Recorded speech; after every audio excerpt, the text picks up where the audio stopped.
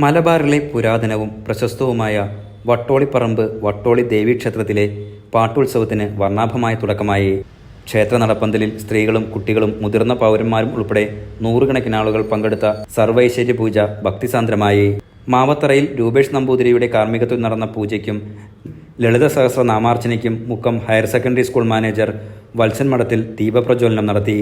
തന്ത്രി പാതിരിശ്ശേരി മിഥുൻ നാരായണ നമ്പൂതിരിപ്പാട്, മേൽശാന്തി താമരക്കുളം ധനേഷ് നമ്പൂതിരി, ശാന്തി ബംഗ്ലാവിൽ ശങ്കരനുണ്ണി നമ്പൂതിരി എന്നിവർ കാർമ്മികത്വം വഹിച്ചു. സാംസ്കാരിക സമ്മേളനം ലിൻഡോ ജോസഫ് MLA ഉദ്ഘാടനം ചെയ്തു.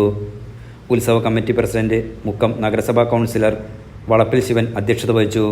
മുക്കം നഗരസഭാ ചെയർമാൻ PT ബാബു, കൗൺസിലർമാരായ A Kalyanikutty, Vatsalakumari, Devaswom board area committee chairman Padiyeri Gopalakrishnan തുടങ്ങിയവർ സംസാരിച്ചു. നവീകരിച്ച ക്ഷേത്രകുളത്തിന്റെ സമർപ്പണവും നടന്നു. ശ്രീകോവിൽ നവീകരണ നിധി പൊയ്യാശ്ശേരി സുനിൽ നഗരസഭാ ചെയർമാന് കൈമാറി. ചൊവ്വാഴ്ച രാവിലെ 5-ന് ഉത്സവത്തിന് സമാപനമാകും. Enlight news Mukkam.